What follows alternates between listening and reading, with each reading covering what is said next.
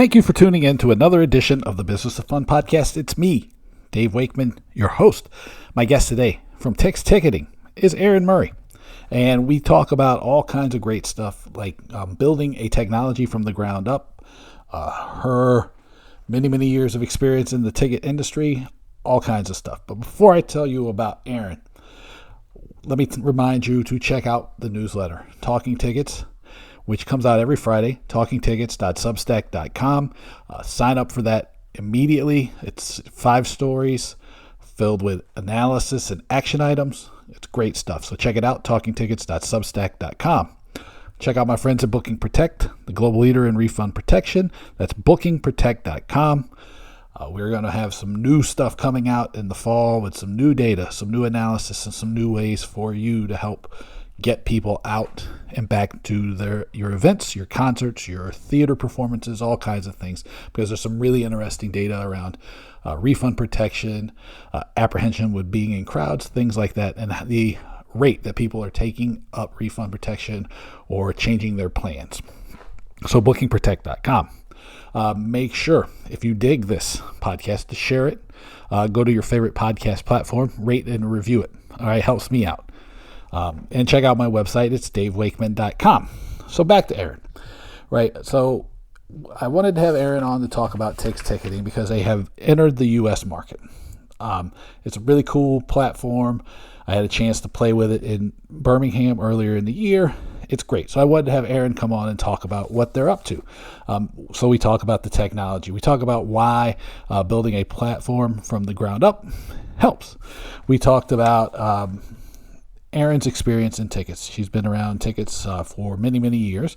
She's heavily involved in INTIX. INTIX gets a bunch of plugs. Here's another one, INTIX, so check them out.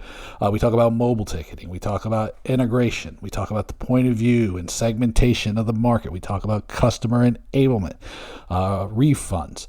We talk about being cloud-based versus being on a server and how that helps you fight back with challenges. We talk about subscriptions and mobile tickets. We talk about is there a new normal? We talk about a little bit about blockchain, being customer oriented.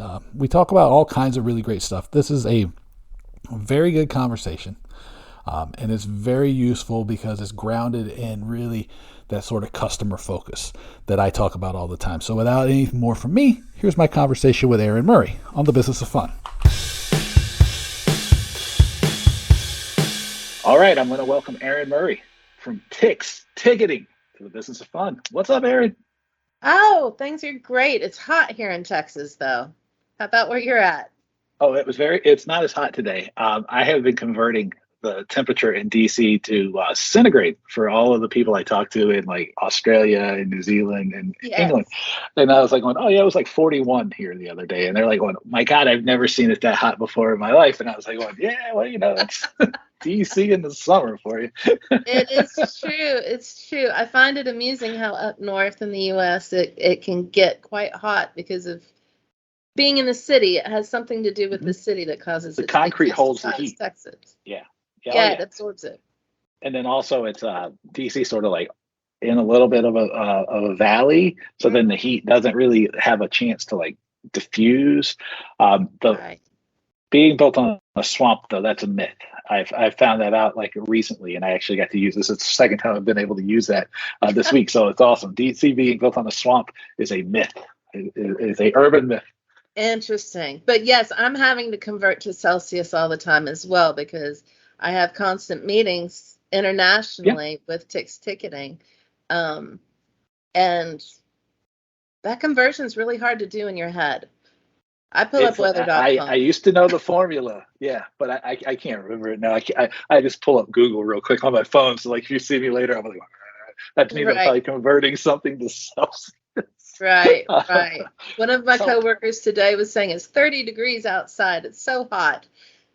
And you're like, what does that mean exactly? And that would probably be about like 85 or so. And I was like, so A, I would be like, that's not that hot. That's right. And B, I was like going, 30 degrees, what does that really mean? Right. Right. All right, so well, I know that we don't have people's attention to talk about the weather, even though we find it amusing. That's totally fine. Sorry. We no, whew, this is like you don't have to apologize. Everybody trusts me at this point. They go, we're going to get somewhere soon, and so we're going to get somewhere soon because Tix ticketing has come to the states, and I had a chance to like play around with the tool and meet everybody involved in Birmingham before I had the troubles in March, and it's a really cool platform. And so I wanted to have you on to talk about it because I think it adds a lot to to the options that are available to people, and well, there was stuff we'll get into. Like it's like some really cool stuff around data and sales funnels, and like my favorite word, discounting. We'll be able to hit on all these things. So, but I want to start by like having you kind of give us sort of the foundational ideas behind Tix ticketing, and what makes you different. I guess that way that would be a good place to start. True. In fact, Dave, I'll give you this. I read your post for today that says you have to have a core, like the core of your Apple. Yeah, yeah. And our core is very much based on fun, Mm-hmm. clean, and simple. It's intuitive. It is easy to use, but it has everything that you need. And that makes it fun. And I just love when I'm showing people what we have. We'll show them a feature that's so intuitive, an answer to a problem they've had for years and years, and they'll actually laugh out loud because it's like it was that simple. And our founder, Sindri, is in Iceland, but we've moved into 9 countries now. It is so, his way of looking at a problem is as like a puzzle. You know, those people that can go to a puzzle and find a different way to get to the answer that you've never even thought of Mm-hmm. getting there. He looks at things, he looks at it a different way. And his big thing that he always says is it doesn't have to be difficult. When people show them what they're struggling with, whether it's, a simple how to get people with distance seating during the COVID season. He says, well, does it have to be that way? Do you have to go that direction on it? And people would frequently answer, well, this is ticketing. It's difficult. And I've been in ticketing for 20 years. And it's frequently what I tell people, you don't understand ticketing. It's so much harder than you think it is. It's not just pressing a button. And he'd say, well, what if we went around this way? For the example of the COVID one, he said, well, what if when somebody bought a ticket, the seats to the sides of them were put on hold according to the distance you need. And it did it automatically. And people said, what? That can happen? And all of a sudden, it was no longer this big difficulty of making pods, deciding how many 2-seaters and 4-seaters and 6-seaters you need. And that's just the way he comes at the problems. Things like if you want to, you're talking to a customer and you need to send them their group to sell and able to transfer that out to people, you can do that from your sales screen while you're in that map choosing your seats. You don't have to go and create an email and find a link and build it and all of that. It's just all intuitively right there where you need it. And, that makes me happy that I can bring something to the US that's going to make people in ticketing's life easier, because we have too many problems coming at us outside of just, how long it's going to take us to fix a problem that marketing decided to throw at us. So. Well, there's 2 things here. And the first one allows me to show off and pretend like I know what technology is. And that's the reason that the solution's so intuitive and so easy to use is because it was built from the ground up, right? Like, so you start from like 0 with your code.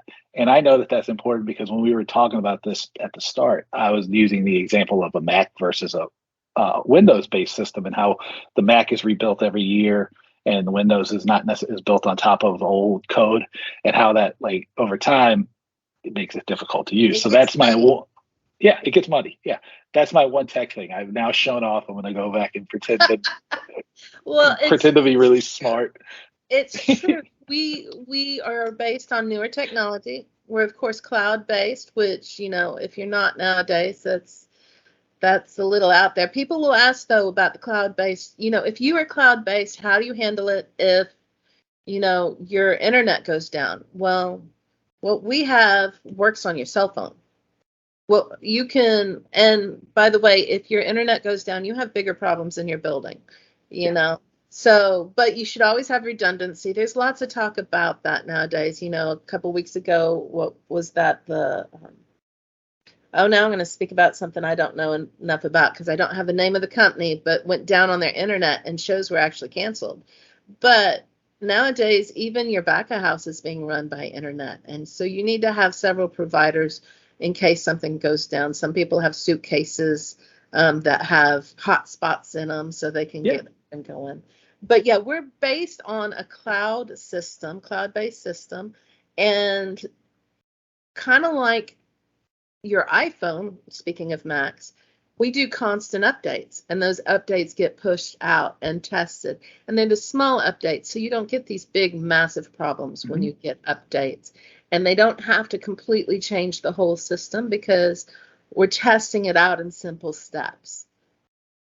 But again, like you said, it's new technology. So you don't have the muddiness of the old, and we can only do it the old ways. Well, and that was the other point, was like, it's the interesting thing to me is that the company, due to the founder, comes at everything from like going, well, what is possible, not necessarily what has always been done. And what it enables people to do is, instead of trying to find workarounds for things that should have easy solutions, it allows the technology to handle a lot of the things that technology can do well, and lets the people do what people can do best. And that's like a really exciting thing. And that's an interesting point because, and I didn't mention this earlier when we were talking, we're all about customer enablement. And what I mean by that is, because we want it to be fun and clean and simple, we want the administrative users to be enabled to do what they need to do. So we have all the features you need within the same package. We build up our product to where everyone can use it. But beyond the administrative side having ease of use, your customer on the other end who's buying your tickets, which is where you're going to make your money, there's easy use for them as well. We have excellent ability to allow you to say, one of the hot topics right now is, are we still going to allow refunds now that, we're getting back into not canceling as many shows? Well, if you want to on certain items, you can. And other items, you can say, no, I'm not going to allow it. You can also allow your end customer to do that. You can allow your end customer to do your transfers, your refunds, and I'm talking way too much about product because I know we're here to talk about theories and concepts, but the concept of allowing your customer... No, we talk about whatever you want. This is like the whole thing. But allowing your customer to be able to transfer their ticket to their granddaughter for that dance event that they're going to. And for you as an administrator to be able to read that in plain English, that's what they did. You don't have to decipher some code or search through the back office of your system. It says it clearly on their account exactly what they did with their ticket. And the is that the blockchain? Huh? Is that like the blockchain that everybody keeps telling me about, or is that like somehow different? No, because I've been led to believe that like only way to do that is with the blockchain. That's not true. I also go like, I think you're pulling a fast one on me, but or trying to. Blockchain is interesting. No, we are not based on blockchain, but well, it's another topic. I only brought that up because A, I didn't know the answer, but B, it's like it's helping people understand like, what's real and what's just noise, right? And like some of this stuff is it can be a tech, or comes across as a technology in search of a solution, as opposed to technology that provides a solution, if that makes sense. In my opinion on blockchain, it is much larger than just ticketing. It's something that ticketing has said, hey, will this solve a problem? What if your ticket sales are always tying back into the system, then you're going to know what's happened to it. So, like we have barcodes that are live barcodes, and every 15 seconds update. Well, that means they're not going to be able to steal a barcode, put it on a piece of paper, and give it to somebody. Right. But if when you transfer the ticket, the system says, who did you transfer it to? Oh, it went to this phone number or this email. Then you've already tracked it. Blockchain itself is much larger than that. And blockchain is where they're following a provenance that has to do with computer technology and following exactly a code that's set on whatever item was being transferred. So blockchain's a much bigger topic than that, but no, we're not blockchain based. No, that's totally cool, and I think why part of the reason I asked that question is because I know that blockchain's a popular topic. Sometimes the technology piece of everything can seem a little more complicated than it needs to be, or like you pointed out, it can be very complicated because of the nature of how the platform has been coded or updated over the years.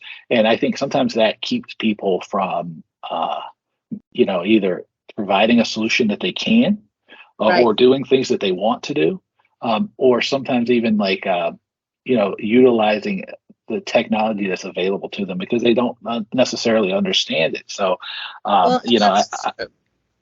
people, if you don't know how to use the product that you have because it's so complex, then you're just causing yourself more problems than you're gaining by getting something that's so complex you can't find how to, get a link out of it to put on your webpage.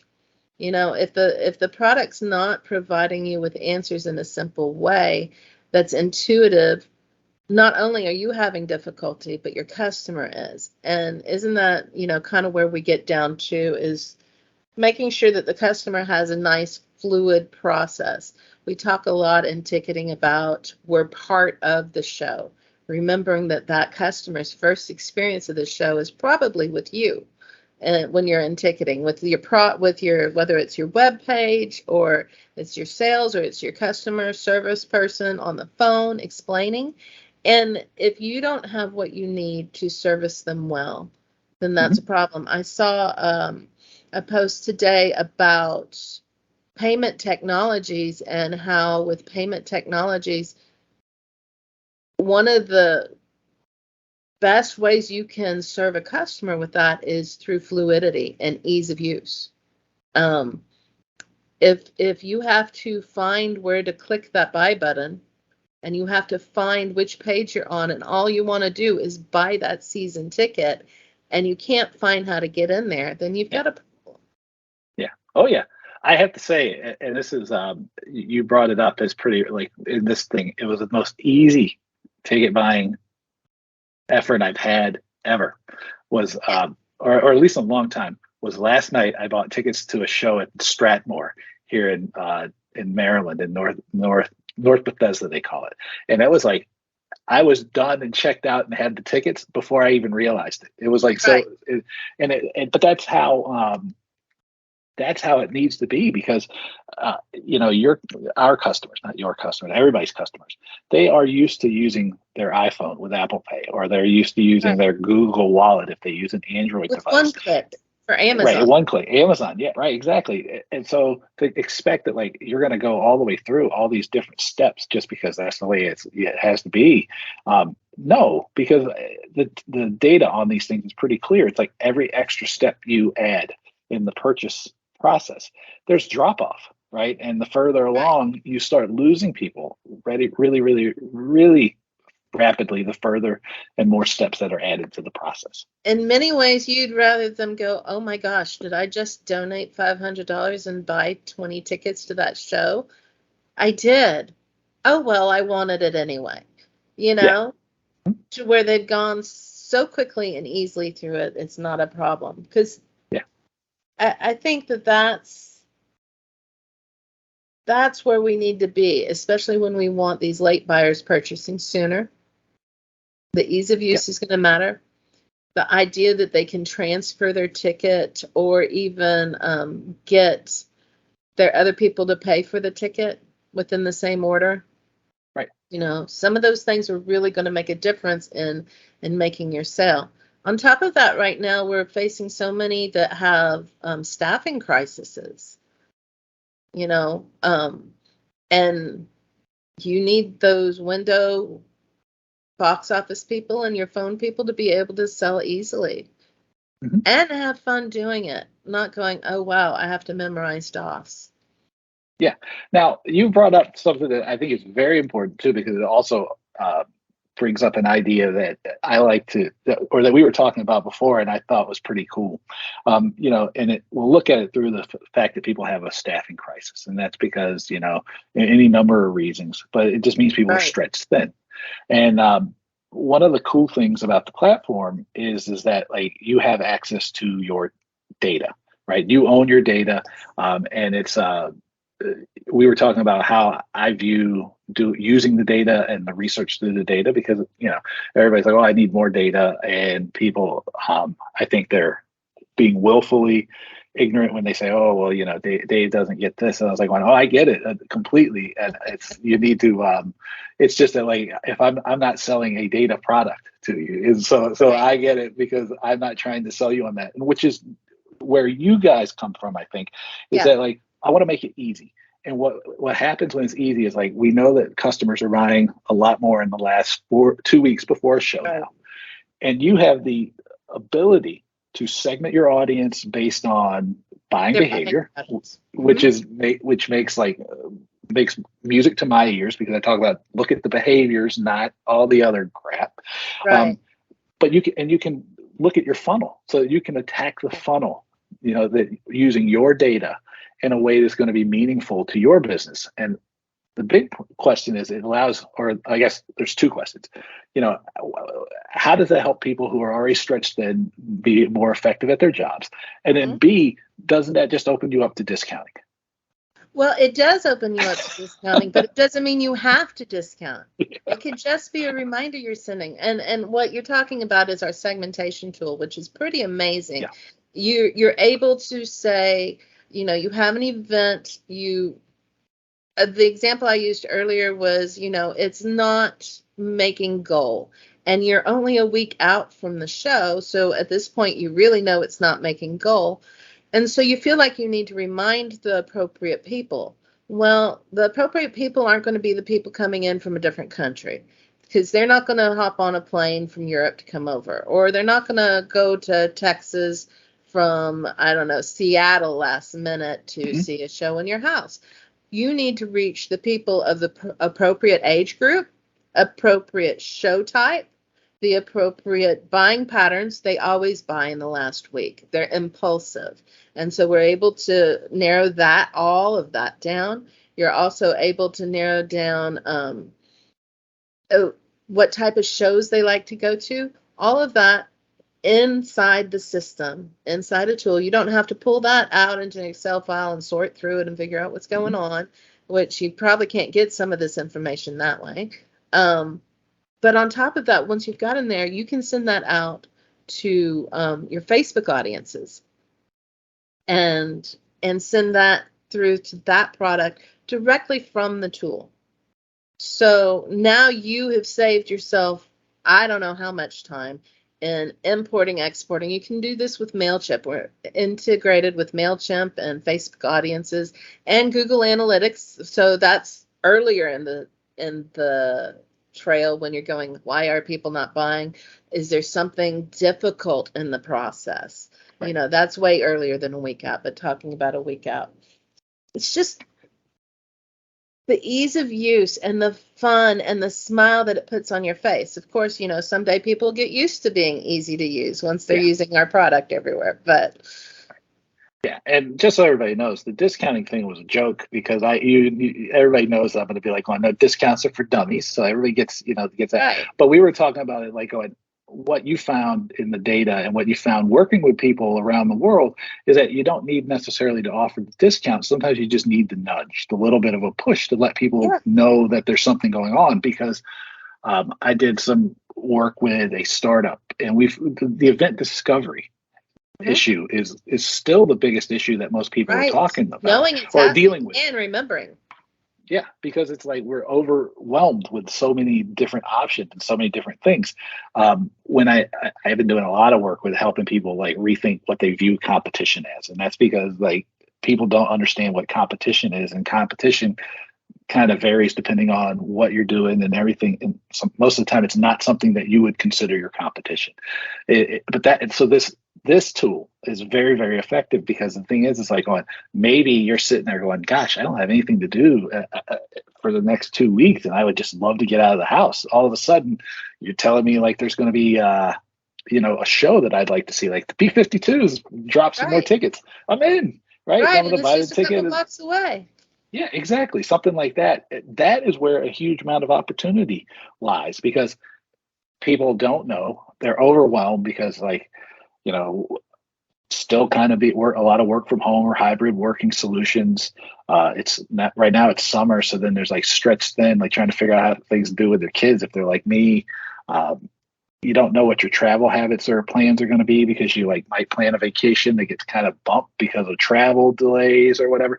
I mean, there's the last 2 weeks. It's not just because people are waiting to see whether or not they're going to be able to go or not. It's just because they don't know what they're going to do. It's difficult to plan a year in advance when we haven't been able to plan more than like a day or two in advance for 3 years. Right, and we found that those are the buying patterns. Now, I'm in San Antonio, and San Antonio has always been a late buying crowd. So we're used to that and what you got to do, and you got to wait for those last 2 weeks where your sales are going to double, and then you're going to know exactly where you're hitting. So and I want to put a little plug here. All these topics I'm talking about are exactly where the industry is right now. And part of the reason I know that is I'm very involved in INTIX.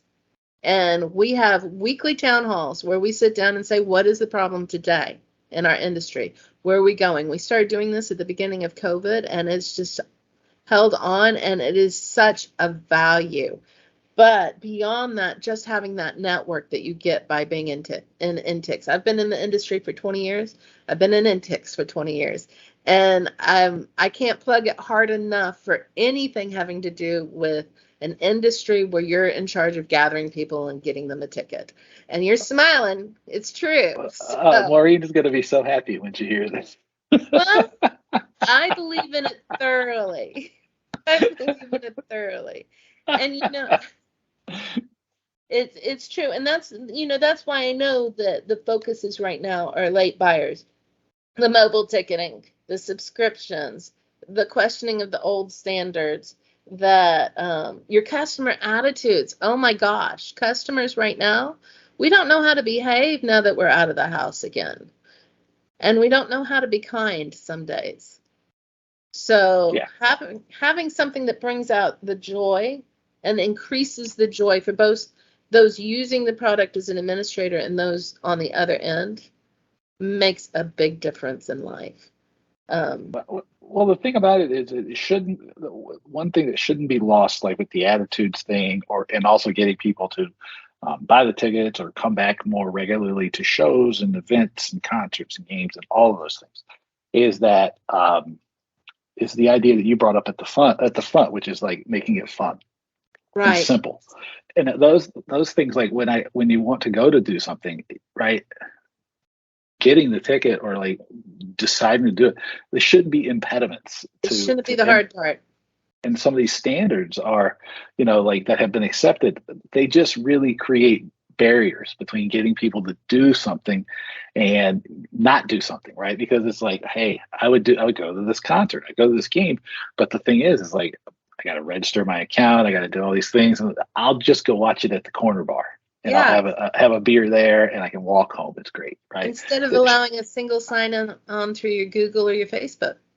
Yeah, exactly. I mean, I log into almost everything either through my Apple or Google accounts at this point, right? So I never have to fill out one of the damn forms ever again. And storing that mobile ticket in your wallet. Now, we talk mobile. Now, some customers are adverse to it. That's okay. You can print a ticket for them. But, I think so many people have gotten used to doing things on the internet. I was talking to I have a friend who's 95, and she was saying something about struggling to use Zoom, that somebody else logs her in, but she can use her email. Mhm. She uses her email all the time. And I think it's just, kind of a mental block on Zoom, because Zoom's simple. But you get that mental block there of, I don't know how, and choose not to. But I think everyone's using email right now. When Oh you yeah. talk someone who can't use Zoom that's 95, but they check their email daily. Yeah. I was going to say, it's the barrier for people accepting or being able to use this technology has gone down tremendously, because again, and that's the influence of a company like Apple, where like the philosophy was it just works for so long. It's not Right. as simple now, but that's like what people have come to expect, right? Right. Way back in the days, Richard Howell from Birmingham in the UK, he came on. He said, like, it's like the only industry that goes like on what's easiest for me, not what's easiest for the customer. And I was like, Right. well, you're wrong, because there's a lot of Right. industries like that. But No. it's a good point, because when you have so many different options that for what people can do, like, the big challenge of like, well, people just want to sit at home on their 72-inch TV and with their bathroom and their refrigerator right there, and instead of going to this thing, I don't know if that's actually true. It's not true. I think what it is that, like, if you make the experience of choosing one or the other, putting them side by side and making one more difficult than the other, then yeah, the default's going to be Right. for the easier one. The truth the is, one they that's don't want to stand in a big old line. The truth preach. is, they don't want to be bored on the way in. The truth is that if it's hard to do, they're not going to take that step. But if you make it simple for them, Mhm. there you go. You're in it. And people do need to gather for our emotional well-being. It's important. But in the process, we need to make it joyful. Let's take off a step away from software. And yesterday in the INTIX Wednesday Wisdom, we were talking about lines and how people would get angry in lines, and they still do, and they don't know how to behave. And they start treating each other in the line poorly, and they treat the person at the window poorly. Well, you got to find the joy there. You got to remind them of the joy, whether it's, getting a beach, because it's a festival, get a beach ball out and have them play with that. It was Burning Man used to have karaoke, where they'd pull people out of line to do karaoke in the line. But for me, when I was working at the Tobin Center, we called it the dance. You would go out and you would go and line bus, but what you were doing was you'd get their name, their information, and if you needed an ID, you'd joke around about seeing their ID picture and talk about their name. And it's like this little, mini date you go on with them while they're in the line, and then you dance to the next partner. And you move on to and I'm not a good dancer, so it wasn't, I'm not talking ballet or nothing. We're talking the dance of, you extricate yourself from that conversation, you go on to the next one, and you have that little nice conversation about why they're there, and hear about their excitement and joy and why they're in line, because there's something joyful they're trying to get to. They're not there to pay for a speeding ticket. They're there to see something that for some reason brings them enough joy to come see you. Yeah. Or to call you on the phone.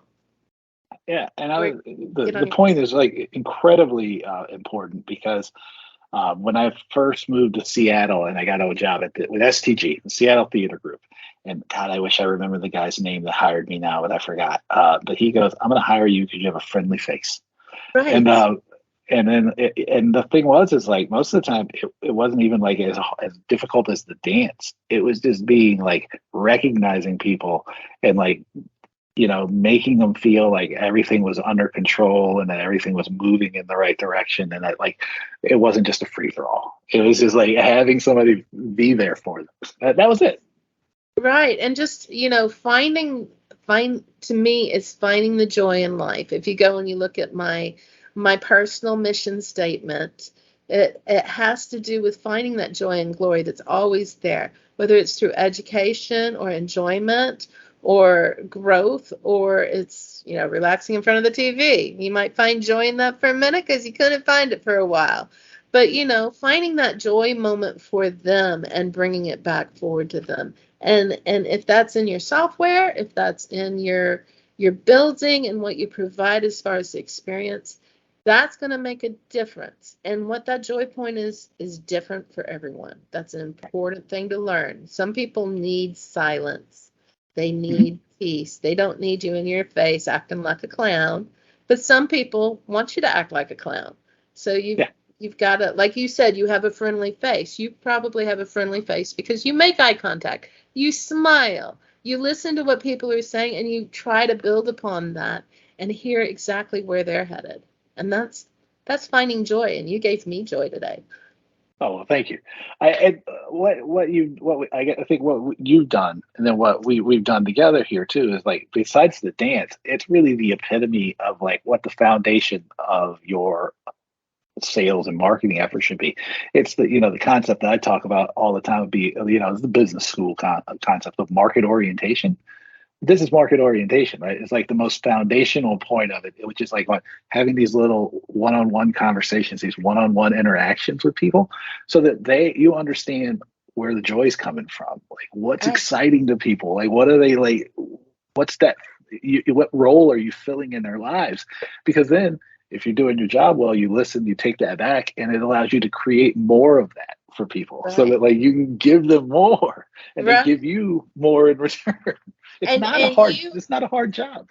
Right. And you being a data guy in marketing, you can find that in the data if you own the data. If you're looking down deeper into it, you can find where the joy points are, because that's where they're coming back again and again. Yeah. Well, I wouldn't call myself a data person, but I will steal that compliment and I will run with it, because I wouldn't say I'm a data. I'm very much a people person.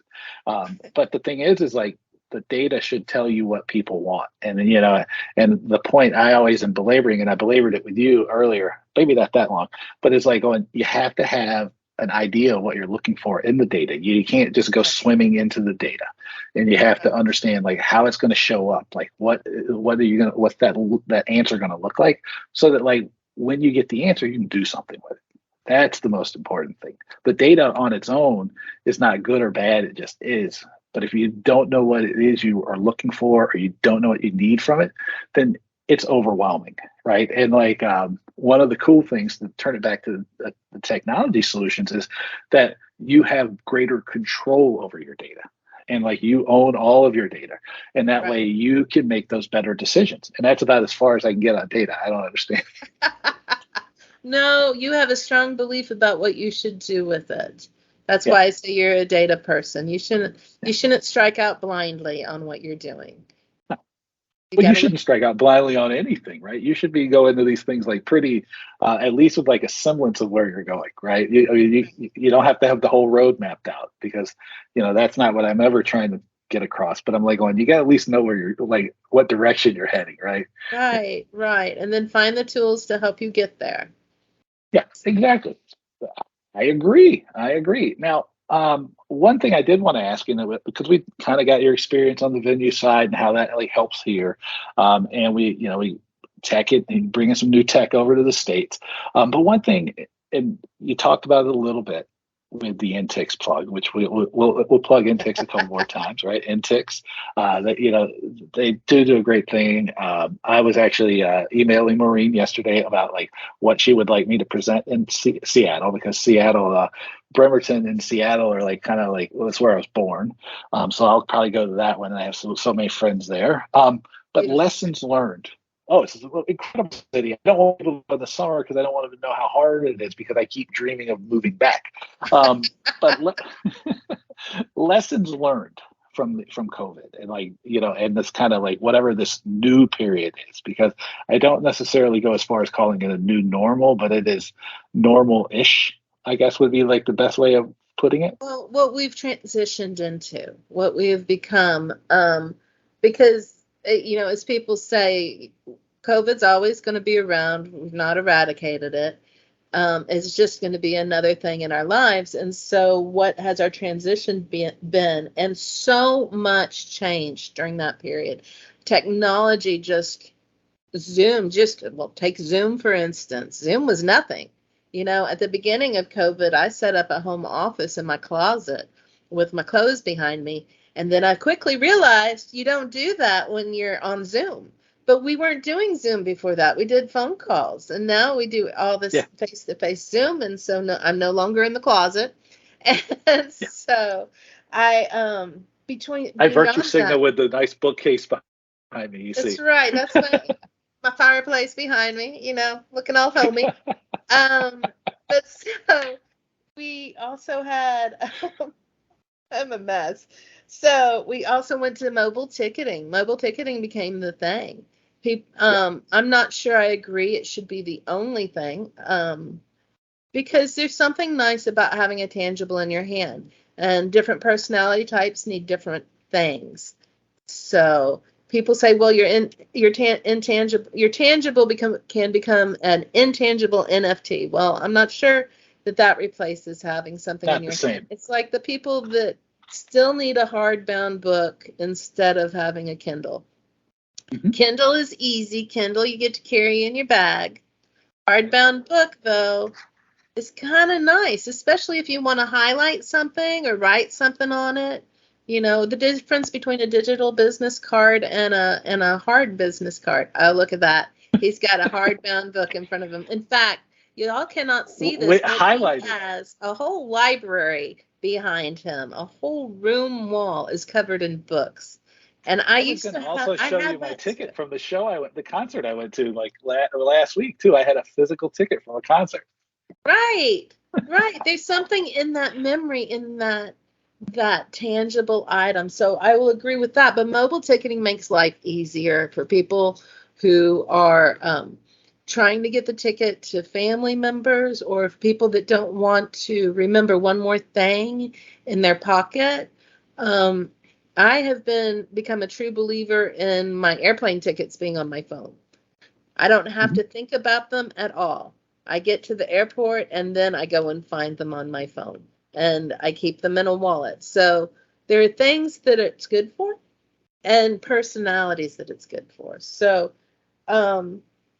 I think also the big question on refunds has become a huge topic, and customer service being at the forefront when they have so many choices right now with what to do with their time, and they have figured out what they do if they're not going to a symphony concert every Friday night. They have figured out where they're going and what they want to do.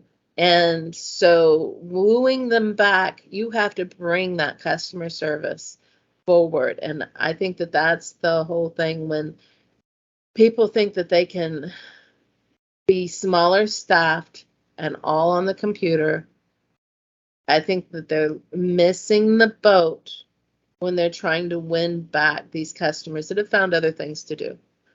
Yeah. And the data on this, there's real research that they've done, which is that it takes on average 66 days for somebody's habit to change, right? But it can happen in as few as 2 weeks, or it can take up to a couple of years, like a year or two. Right. Whatever the number is, if it takes 2 weeks, if it takes 66 days, or if it takes a year, we went through all of those periods, right? So to expect that somebody's habits and their likes and dislikes have not changed in that period of time, it's a little bit absurd, I think. And so what that means for you is that you can't just make the assumption that I'm going to go back to doing things the way I always did. Right. That the solution's going to be the same that it always was. That this is going to hold up true, because it doesn't. And that was really sort of what I like about what you guys are doing. And the way that the tool, the technology is designed, because the music to the ears is well, why can't it be easy? And why does it have to be this way? Right. And the answer is going, well, what if it didn't have to be this way? Because that's really what I try to get people to do all the time. It's take a step back and say, well, what if it didn't have to be? What if you could fix it? What would that look like? And it's learned helplessness, I believe. Your best advisors are ones that you can go to that aren't going to think the way you've always thought. When you can't wrap your head around how you're going to get something done, or when you can, even then, going to someone who's outside of that and saying, you think in a different direction than I do. For example, I'm great at math, but I would think about math in a very different direction than a lot of people do. So if I'm having trouble solving an issue, say a data analysis issue with my math, or a scheduling issue, I'll go to someone who I know will think a whole different direction than I do in their logic and ask them to solve it. And so I think that that's what you get from having resources like with a company like Tix Ticketing, where they think in a different direction when they're solving it. They think in a different direction, but they use ticketing professionals that have had experience in the industry, as almost all the staff is that. That's what we are. And we listen to what people are trying to solve and say, okay, this is the problem. Let's think of all the solutions that are possible. And we put that inside the system too, to allow you to take your own data and figure it out. So, but yeah, and like you were saying, being a member of the International Ticketing Association, abbreviation INTIX, has been a boon for me. Because when I started in ticketing, there was almost no one in the city I was in that was in it. I knew nothing, and I was not being trained by anyone on how to do it. That was 20 years ago. Now I just want to share. Anybody who wants to talk ticketing, I'm there for you.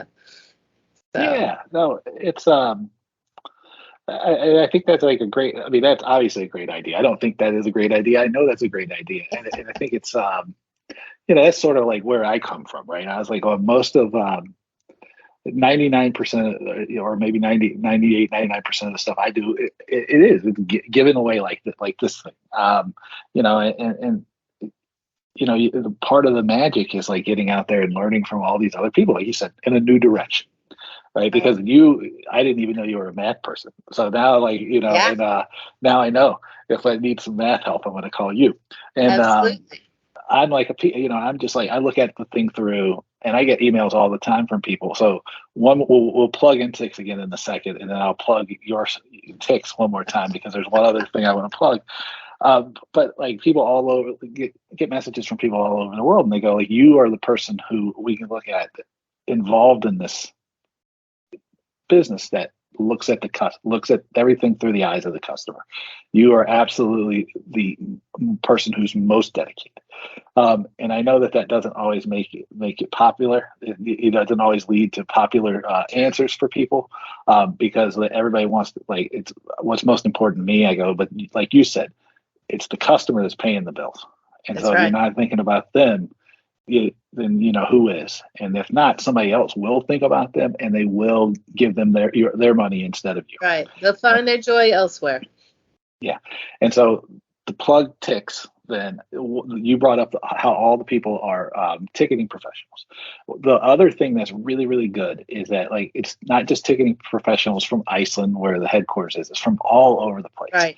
And there's like so many like great solutions that have popped up all over the world. Right. So bringing all these people from all these different locations together to work on a common solution means that you're able to steal some of the best ideas from each individual area and apply them, because one thing that really gets missed a lot of time is like taking some of these best practices, some of these best ways of doing things from, a place that maybe you don't get to visit all the time, and applying them in your native country. Right. And that's, to me, that's one of the magical aspects of what you're offering. Right. It's because the way a membership is handled in the U.S. might be handled differently at, say, Concertgebouw. But what they're doing entirely might be different inspiration for your development department to gain more donors because of the way that they might be handling a membership or a voucher system or a flex pack, where they might be handling that different than we are. There's a lot of similarities, But there's also opportunities for growth and knowing what other cultures look at and what they're doing. So it's enough can't be said about opening your mind to other people's point of view. Yeah, well, that's one of the beauties of traveling is like you can't help but be infused with the ideas of others, and it's magical. But let's plug now. How can people find you on the internet? And like let's throw a couple more plugs in there for stuff. Plug away. Let's start with our website is TIX Ticketing, TICKETING.com. So Tix Ticketing. There's a lot of us with similar names, unfortunately. So Tix Ticketing is important. TixTicketing.com. Now, I'm also very easy to find because my name's weird. My name is Aren. It's like Karen without the K. See, I dropped my K. I'm not a Karen. So Aren at TixTicketing.com. So you can email me there, or you can just find me on Facebook. I'm friendly with everybody. Find me on Facebook. Find me on LinkedIn. My last name's Murray, so I'm easy to find. My husband says that my name is actually Karen in Pig Latin because my middle name's Kay. So if you know Pig Latin, that's my name. Yeah, people don't use that anymore. I haven't heard that in a long time. That's awesome. They don't. He loves it. But so it's Aren Murray. So you can find me there. We mentioned INTIX, which is a whole different thing. That's the International Ticketing Association, INTIX.org, and they have fabulous opportunities. And right now, membership's $20 a month. Come on, you can't afford that to improve your industry. And even if you're, say, a GM or in marketing, or you're not directly in ticketing, the knowledge that you're going to gain by being a part of that group is tremendous. So can't say enough. You can learn a lot. So yeah, and so they get plenty of plugs around here. So Thank you. I've met a lot of like a lot of great people through the organization. So so. Again, I would definitely tell people to check it out and make sure that you participate. Don't just check it out, but the real you get out what you put in. Magic is like you do stuff. I know that because often I do stuff and then my face is plastered everywhere, which is very good for brand awareness, but not very good for people's mental health. I see this mug everywhere. You have a beautiful face, Dave. I have a hat. No, what is it? A friendly face. You have a friendly face. It should show always. Well, Aren, thank you so much for doing. That's exactly right. A face for radio. Thank you so much for doing this. Thank you, Dave. I really appreciate your time. Let me know what you thought of my conversation with Aren. Send me an email. It is my name, dave@davewakeman.com. Make sure you check out my website, davewakeman.com. There is going to be a link for a pricing class that I'm teaching in conjunction with Maven, a platform designed specifically for cohort classes. So get to davewakeman.com. Make sure you sign up for the newsletter Talking Tickets by going to talkingtickets.substack.com, or there is a pop-up box that comes up on davewakeman.com. If you like the podcast, make sure you go to your favorite podcast platform, rate it, and review it. Check out my friends at Booking Protect, bookingprotect.com. Talk to my girl Haley. There's all kinds of interesting data that shows that people are taking up refund protection at numbers greater than they ever have before.